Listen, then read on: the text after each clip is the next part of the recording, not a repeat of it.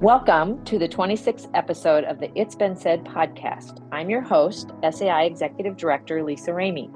Each show is dedicated to conversations on leadership as we further SAI's mission to support, encourage, and develop Iowa's educational leaders and learners. I'm excited to welcome our colleagues and Winterset leaders, Corey St. John, Kendra Alexandra, and Josh Sussman. Welcome, and thank you for giving your time to be on our podcast. Let's first start by each of you introducing yourselves. Corey, how about we start with you? Hi, I'm Corey St. John. I'm the Director of Teaching and Learning here at Winterset Community School District. Hey, I'm Kendra Alexandra. I am the Coordinator of Student Services and Director of Special Education at Winterset. Good morning. I am Josh Sussman, Junior High Principal here at Winterset. Great. Thank you again for giving of your busy schedules and carving out time for us. As you three know, even more intimately than I do, the school year started out with every district reviewing attendance policies due to the new Iowa law around chronic absenteeism. So today, I want to dive into what you all have done at Winterset Community Schools to impact attendance. So let's begin first with what key barriers to attendance did your district identify, and how did you go about uncovering them? Yeah, so last year at a district-wide MTSS meeting, I think in January, it was timely to focus on attendance, and our attendance has always been pretty great in Winterset when you look at percent of students here. But when you look at it through that chronic absenteeism lens, the percentage that each student is missing, we had some things to work on. And so we used that Character Strong has a problem-solving blueprint for chronic absenteeism that kind of takes you through a process of identifying what your barriers are, and then has some suggestions for solutions to those barriers. So we worked on that as a building level teams, and then saw if there were themes as a district. And the main theme we came up with was family, and I'll talk a bit later about how we addressed that in our community. Yeah, Kendra, when you say you looked through that information at building level teams, who were part of those teams? Yeah, so in the past, we've had MTSS teams at each building as part of our TLC stipend positions. And so 4 times per year, I would gather those teams together and we would have district-wide MTSS meetings. Awesome. Very good. So how do attendance issues impact students beyond academics, such as social development and any future opportunities possibly? Yeah, I think this really gave us a really strong conversation about this actual question. It really, because we've known forever kids have been missing school and things like that. And we've known, for the most part, we know why. But what this gave us was it gave us an ability to talk through a process, and it talked through like, okay, do we really know why? And one of the things we uncovered when we started going through this process is what happens when they are missing. And yeah, like academics, they get behind on their homework and things like that. But there's a much bigger picture. And that's the thing that really centered our conversation about why we need to do interventions and things like that, because of what they're missing out on. Because we spent a lot of time. So in Kendra's conversation about the MTSS environment and the package of, what we want to offer kids. And that's a big picture of what they're missing. And so we're really trying hard to create those opportunities for kids beyond just academics, like the social and emotional aspect of interacting with friends, the extracurricular activities, the co-curricular activities, all of those things that hinge on attendance. And then what also we're starting to get more information on, we're also reading a book, The Anxious Generation. And it talks about cell phone policy, but also it talks about like what kids are missing out on. And so if they're not engaging in face-to-face interaction, those types of things, that really sets the tone for like what they're really missing out on. And another thing our district has started to navigate is this profile of a graduate. And to us, like, that's what they're missing out on when they're not attending. Like, they can do homework with Google Classroom. They can do some of those things, but what they can't do are some of those soft skills like collaboration, communication, growth mindset, all of those things that we're looking to develop in kids is, portfolio of skills. That's what they're missing out on is not just the academic part, but they're missing out on those social interactions and those things that kids have just been doing for a really long time. And that's the opportunities that are missed with the attendance. It's bigger than just they're gone, they need to make up their homework. And so those are the conversations that we're having. Yeah, Corey, I really appreciate you bringing in those soft skills as you talked about. We all know how important it is for kids to be able to communicate, collaboration, that critical thinking, and how important those skills are even to their future beyond, the pre-K through 12 setting. So yeah, you identified a real important piece of what kids miss when they're not in school. And that's just something that can't be replicated from home or things like, there are things they can do. They can do their homework. They can do some of those things. But at the end of the day, like if we're truly developing a skill set, like we need them here to do it. Right. Yeah, absolutely. So Josh, could you walk us through your junior high tiered response plan that addresses attendance challenges, and what might that look like? What are the different tiers, if there are? And then how does that function? How does that work for you? Yeah, I think to start the conversation, we got to look at our strategic priorities at the district level, and then how do we interpret those and implement those at the building level. And what stands out to me right away is the idea of, especially as it relates to attendance, is self-worth and connections and building relationships. And so if kids are not in school, they're missing out on those crucial opportunities to build connections with their peers and with their teachers and their coaches. And then they're certainly not in the best position to then develop relationships, which we know connections, relationships, and self-worth, that's going to carry you forever if you develop that ability. So if they're not here, then they're really missing out. So what we've really leaned into this year to promote positive attendance is creating this culture and this climate in our building where kids feel like they are part of the best junior high in Iowa. That's huge for us. And we really are pushing that with them and giving them this sense that they belong to and are a part of and a contributor to something greater than themselves. And that's the junior high. And so we've broken this down into kind of 3 key metric areas where we want 90% of our kids attending 90% of the time or more, 90% of our kids earning a C minus or above in all their classes, and 90% of our kids earning between 0 and 2 disciplinary referrals.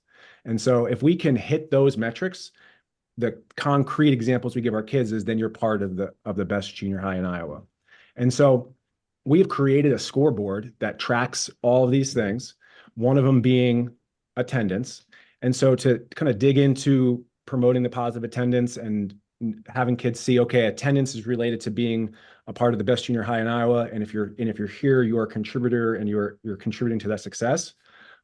We look at that attendance tracker, our scoreboard, weekly, and we're able to say, okay, what kids are missing 5% of the past week, what kids have missed 10% of the term. And then from there, we're able to make decisions with interventions and kind of dig down in deeper as to why they're not here.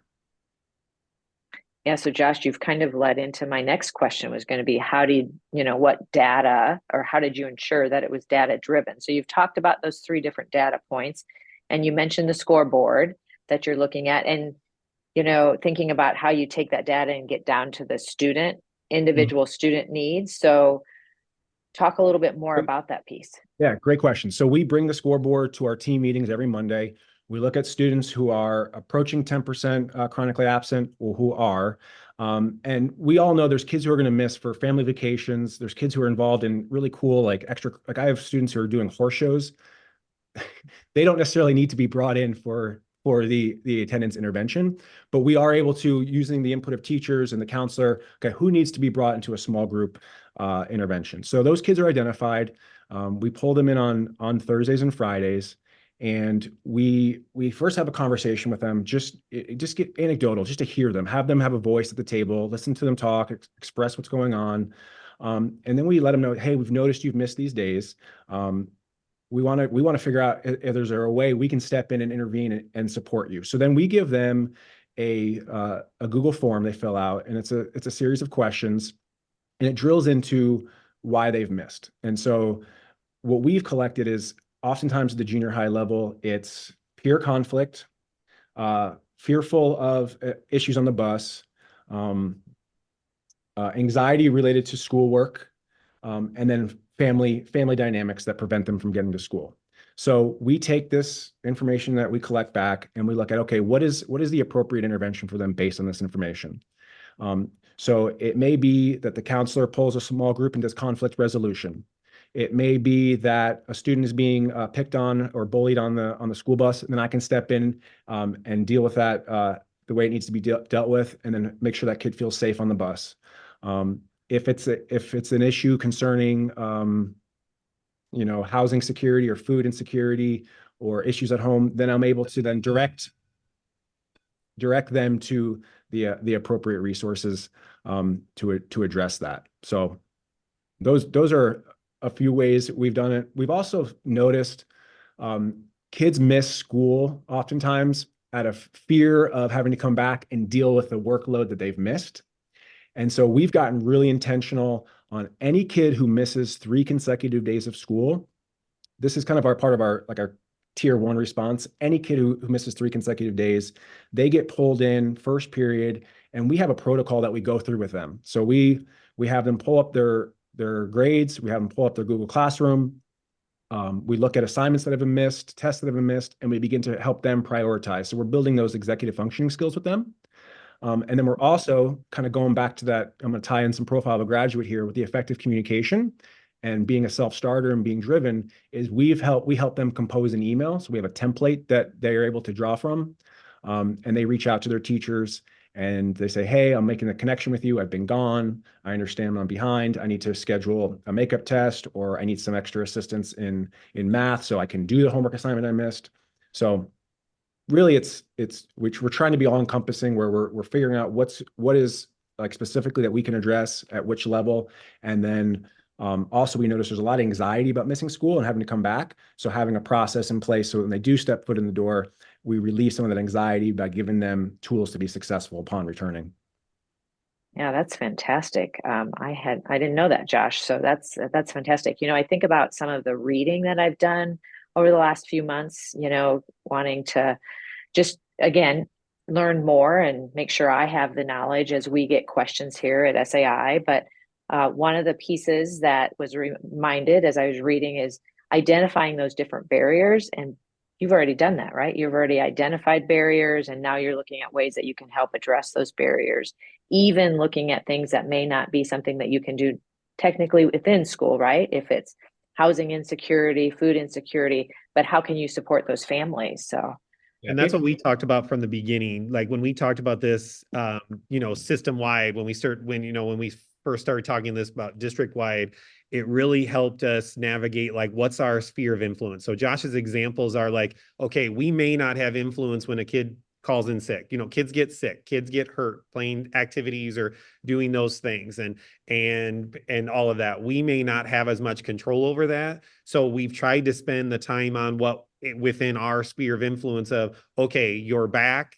Here now is the process and things like that. And so district wide, like that's where we've chosen to spend our time, and we've chosen directly to not spend our time on a lot of things like that we can't control. It's okay, or have influence over, but like, okay, we know we have influence over, you're back. Here are some things we can do. Here's step 1, step 2, step 3. And I think Josh does a nice job of articulating like what that could look like, because it's going to be different for a kid who, kids get sick for 5 days with mono and things like that. They come back, they may never miss again. That's a lot different than the kid who misses every Friday because of anxiety or going home on a Saturday or whatever. And it really paints that picture of what's happening, and it gives us an opportunity to do a case-by-case basis and really dig in when we need to, because we can't solve all of these things at the same time, but we can chip away at it. And I think that's what he's alluding to.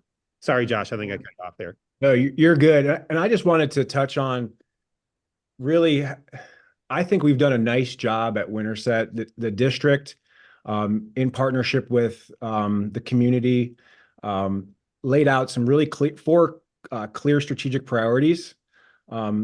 the real world authentic learning, the integration of 21st century skills, building self-worth and connections in students, and then building authentic relationships between students, staff, and community. I think those 4 strategic priorities really help leverage positive attendance. I've seen it firsthand at the junior high. And so we're talking like that tier 1. I think that is crucial. And I'm seeing the dividends being paid out by our focus on every teacher implementing at least one authentic learning experience a year. We're intentionally incorporating those 21st century skills. Kids are engaged and they want to be at school. I looked at the attendance for one of our 7th grade teachers did a Why Our Town project. About 99% of our 7th graders were there. I'm excited to look at our attendance for a career fair we're going to have, where every kid's going to engage in a career fair on October 24th in our building. I will put money on it that we'll be close to 100% attendance because we've been building this positive excitement. So the strategic priorities that we've laid out really guide the work we do in our buildings that every kid gets to experience, that leads kids to being here. So for example, today we're a Capturing Kids' Heart school. So we crowned our CKH teacher champions today for teachers who implemented CKH with the most fidelity during the first term. And I think you can see that when kids are greeted with a smile in the hallway, when they're asked how their day is going or what happened the previous night to start every class, when kids get to build the classroom norms and are empowered to help enforce those norms, they're a part of a safe, supportive, and collaborative culture. That is what's going to get kids here and keep kids here. And so our strategic direction and the priorities we've laid out, like that gives us the mandate to do those things. And that's why kids are here. Like that's first and foremost, we're at 95% positive attendance right now. It's because we're engaging kids with authentic learning experiences. We're being intentional with relationship building. And through this idea of being a part of the best junior high, we're creating those self-worth in kids and those connections that drives kids here because kids want to be a part of something that's bigger than themselves and as important. Yeah, absolutely. Well, that kind of leads me into my next question, right? When you talk about that relationship piece. So I know that you all, from previous conversations, one of your goals is to really create those memorable moments that inspire students to come to school and want to be at school. So could one of you share some of those examples of those moments and then how they may, you believe, have impacted your attendance and maybe even student morale? Well, I think Corey and Kendra can both tell you about the pancake batter that's on their shoes. If you want to walk through that process, because they were rock stars and helped that happen. I would be happy All right. to start. I'd be happy to start this one, but I know for a fact Kendra wants to talk about this as well. So I'll start. And the thing that I'm really excited about to talk about this was one of the first times where, like, as an administrative team, we do book studies every year. We read maybe 4 to 6 books a year. And this was one of the first ones that we read and we got done. And then literally the next month, like, we were like, we're doing something. Like it wasn't like next year or things like that. Like, oh, when we get around to it, we were like, this hit us right in the face. And the personalities all aligned, and like the goals that we have as a district, and just it all worked together. And so where this started for us really was reading this book, Memorable Moments, and it gave us the idea of like, how can we do this? And we look at this in academic memorable moments and like what I would call fun, because I believe, and I absolutely believe, that school should be fun. I believe if it's not fun, we're doing it wrong. And so fun, there is nothing wrong with having fun. And if you come to our district office, you'll see our closet and the costumes and the things that we do. You'll see like we do fun here too. We take academics seriously, but we also take fun seriously. But for us, it started with a book study. And for us, it started with, okay, let's think about something once a month we can do extrinsically. And like, so it could be where district office people show up to classrooms and hand teachers a treat. We could do a memorable moment, things like that. So just giving some examples, and I'll start with literally what's happening in 27 minutes, is at the junior high, they are getting surprised and delighted with root beer floats during their lunch shift. Like, that's an example of a memorable moment. And what we're trying to do is create these memorable moments of like building a culture, building this concept of like where, a place we want to be. I believe this will also impact attendance, because what we're seeing is if we haven't done something in a while, kids are wondering and staff are wondering, when's the next one going to be? And that's where I believe like we're doing this right. But for the academic memorable moments, we've trained staff in project-based learning to create authentic learning experiences and those types of things. We've done a lot of training and a lot of work with Eminence Kentucky and Buddy Berries, who's been an SAI presenter before in the past, and we took some of his ideas and rolled with him with how to do staff recognition, student recognition, academic, project-based learning, authentic, learning experiences, and just some fun things. He creates the metaphor of like, okay, when you go to Disney's not always the greatest experience. It sometimes is miserable. It's 150 degrees and it's sweat and it's kids crying, but that's not the things people remember. People remember the castle. People remember seeing Mickey Mouse. People don't remember all of those things. And that's really what kind of nudged us after we read the book about how do we create these experiences. So we've done everything like at the junior high, Josh alluded to. We fed junior high kids 800 pancakes before school in under 45 minutes, like those types of things. And then turned around and made hot dogs for lunch. Like it's just creating those memorable experiences and then they start going like, okay, this is a place I want to be.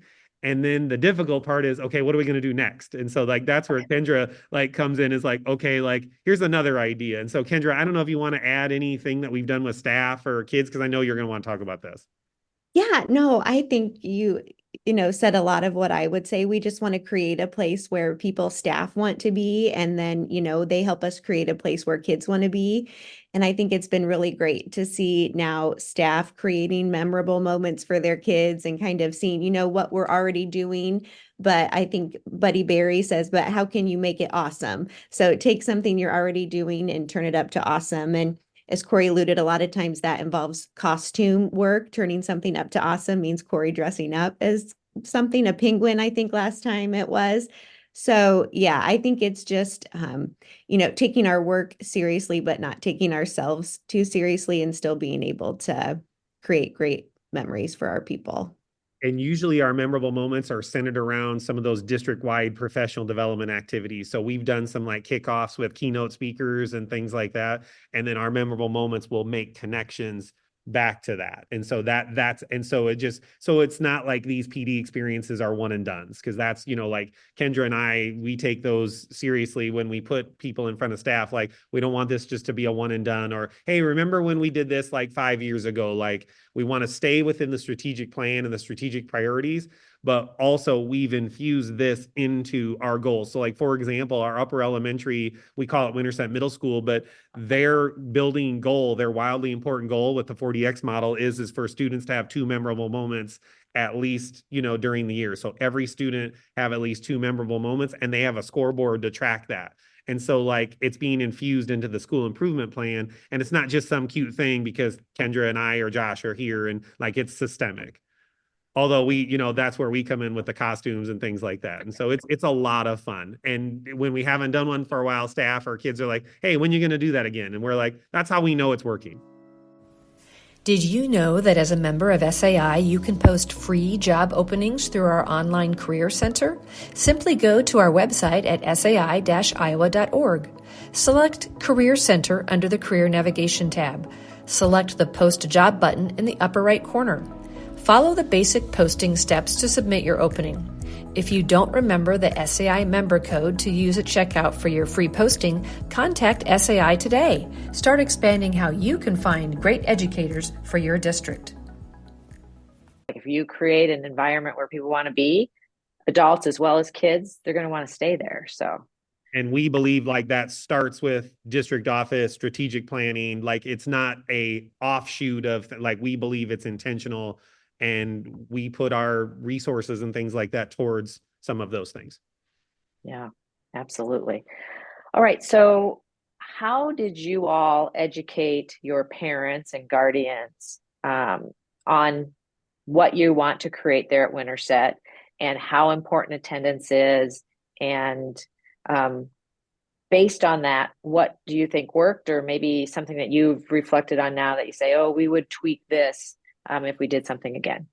And I don't know who best, if that's Kendra, Court. I can talk at the building level, or do you want to go? Okay. You're welcome to start. However you want to do it. Go ahead, and then I'll add. So for me, I engage my families once a week in a newsletter, and I try to get them involved in our building goals.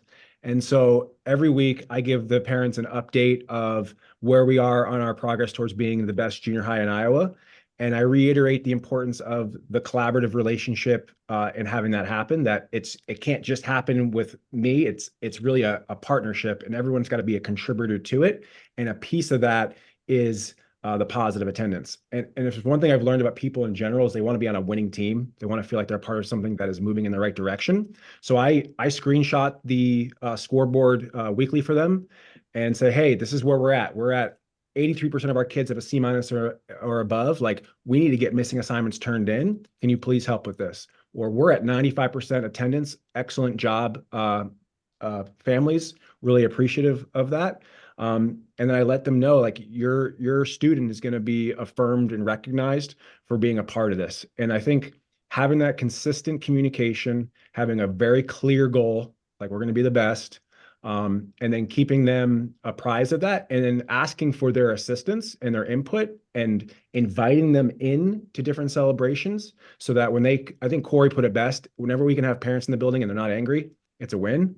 And I think there's so much truth to that. So, clear, consistent communication with them, clear goal, visible scoreboard, inviting them in and letting them know that their child or their student is seen and recognized and valued, is what it's all about. Because I think that's what, at the end of the day, the learning is very important, but I think we're building people. And we want our kids to be healthy, well-rounded people who are able to be successful beyond school. Mhm. So Kendra, what would you like to add to that? Well, I was just going to say, district-wide, sending out the letters and the social media campaign about attendance, all of those things we've done. I think, though, what really works is the individual conversations with families on the importance of attendance. And so I work with we have a Madison County Cares organization that involves all service providers in Madison County. So, really working with them, because they work closely with families on, the importance of attendance. And in your conversations, can you reiterate this? And I think, having the trust of your community and families is super important. And one way we also do that is through the PAW Pantry, which is a school-based pantry. And so, I've seen families that may struggle and, maybe not trust the school, but if we're taking them a box of food each week, then, they'll start to buy in and trust us. And so I've seen that really have a positive impact as well. So I think although it takes time, the conversations and really using your community outreach people to help support with that as well. I would agree. And the only example I'll give would, like, at our high school level, it's the success has been picking up the phone, having the individual conversations, having the face-to-face conversations. If it means getting in the car and going knocking on the door and having a face-to-face conversation at the home. One example I'll give is, like, we do at our high school an elaborate career fair, and we'll have 5 to 10 kids get called out. Parents will say, yep, I'll call you out. You don't need to participate or whatever. And so we'll get that information, and it's calling and just saying, hey, I noticed you called your kid out and they weren't sick. Like, here's the impact that has. Here's what we're missing. And it's taking that next step and taking the initiative of, like, hey, here's what we're doing. Here's why. Here's how it's going to benefit your kid. Because that's where we're going to see the traction, is just having the conversations and being willing to pick up the phone or get in the car and just have that interaction. And it's not always the easiest thing to do, but at the end of the day, that's what's best to do. And that's where we've seen some traction, as well as, just like Kendra alluded to, it's just having the face-to-face interaction. And it may start off with a gesture, and then it may end up where, hey, we're coming to school again. Mm-hmm. Yeah, thank you for that. So how did you, as a district, bring together, your different buildings, your school communities, to identify those barriers, attendance barriers, both, looking at maybe something that's district-wide and then having that conversation versus maybe specific to a building? Yeah, I think district-wide, we identified that there were family was an a barrier in each building. And so kind of like I talked about earlier, I took that to our Madison County Cares meeting and, talked to our local hospital and, just talk to them about how can we support families in helping get their kids to school. And so I think just really leveraging your community support as well. I, always say the schools cannot do it alone. I think that's the title of a book. So we can't do it alone. So we need to, and I think in general, people want to help the school. They value the school, really across the state, but especially in Winterset, people want to help. And so, yeah, just really leveraging that and asking for support when it's needed. Perfect. So did you notice differences in, your strategies that you used from an elementary lens versus a secondary lens? We oftentimes talk about at the elementary level, it's really more an adult possibly issue versus at the secondary level, it's probably more that student issue. So did you try different, strategies there around attendance? And if so, what were those? Yeah, I would say a lot of our tier 1 strategies were the same, that we talked about earlier. And that I think people and our preschoolers up to even our teachers, you want to feel like you're a part of something bigger and you're in a positive culture. And so I think a lot of those tier 1 strategies do work. And like you said, elementary a lot of times is family. So it's about supporting the family and helping them to be able to get to school. And then, for the students, extrinsic can work well for the little ones. I mean, they'll do anything for a sticker. But once you get up to junior high, it's a bit trickier. And so, yes, I think some of the stuff that Josh has worked on, really the intrinsic motivation and getting them to feel like they're a part of something bigger than themselves is, what we focus on at the upper level. And one thing we've done a good job of too is communicating, like, here are the projects and here are the activities that are happening. So it's with the training with Eminence and it's the training with project-based learning and authentic learning, because like even our preschool, like about two or 3 weeks ago, they did a unit with counting coins, and instead of just counting fake coins, they built a lemonade stand, and people from the district came and purchased lemonade with coins, and like they got to count coins and things like that. And so if that goes out in the newsletter and that we're doing these, standards-based projects, so it's not just, fun, it's fun, but it's not just, for fun's sake, but also it's this authentic learning experience. Like, parents are going to see, like, I want my kid part of that. And kids are even as low as preschool, they're going to want to be a part of that. They're not going to want to miss that. And that's really helped in our social media and in our things, like, here are the projects and here are the things that we're doing. And I think people just want to be a part of that. And I think that comes back to that tier 1 of like academic expectations. It's not just about standards, it's about creating an experience. Mm-hmm. Awesome. So Josh, you mentioned before intervention. So what more could you add around some school-wide interventions that you've implemented to help improve attendance this year? Yeah, I'll start just to reiterate at the tier 1, creating authentic learning experiences that are going to engage kids in relevant learning, where they see the importance of the skills they're developing, being strategic in different field trips we take and different experiences we bring in. Again, providing a reason for them to attend school and to see the importance. And then the idea of creating a safe, supportive, and collaborative culture through our Capturing Kids Hearts framework, and then having clear building-wide expectations so that there's a sense of what's right and wrong, what's going to be affirmed, and what's going to be consequenced. I think that creates an environment where not only students but teachers feel like they're serving a purpose and they're doing a good job and they're feeling fulfilled. And then being data driven and looking at the kids who are not attending, and then, like I said, bringing them in for intervention, pinpointing what's in our control, what's out of our control, and then providing the services that are going to help improve attendance. And then ultimately, when students are performing at a high level and we're hitting our goals, to then recognize and affirm them and to celebrate that success. And so I think that's how you create a climate and culture, is that you have clear expectations, you create opportunities for celebration, you build tradition, and then you recognize that and you create this environment where you can truly look around and say, hey, we are part of something special here. This is an amazing junior high. We're creating experiences that are not available elsewhere. You want to be here. We want you here.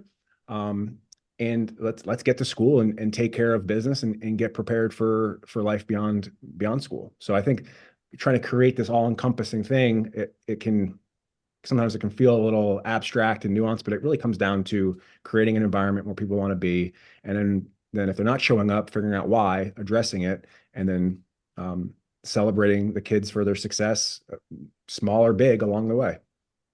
Yeah, very good.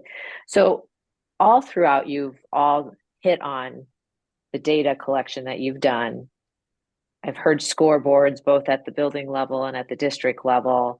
So talk a little bit about, tell our listeners about that data collection process and how that maybe is a little bit different than what you've done in the past.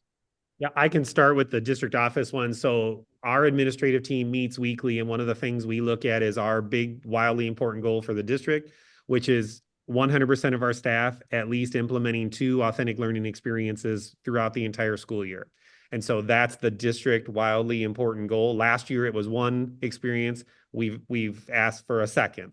And so that is 100% of our staff. And so from a district office standpoint, we meet administratively weekly, and we look at that. And there is a data collection method where we can see at each building, 20% of one staff have done 2, things like that. And so it's because what we really tried to model after the 40X process is it's got to be simple and it's got to be viewable. And so it's not, and so that way, and it's not about excuse making, or it's not about, well, only if or whatever. It's just, here's where we're at, and here are the steps we're getting close so we can continue to increase that. And so like district wide, like that's the big metric that we're looking at. Where years ago, we probably would have said, well, we want 70% of our kids or 80% of our kids to be proficient on Iowa assessment.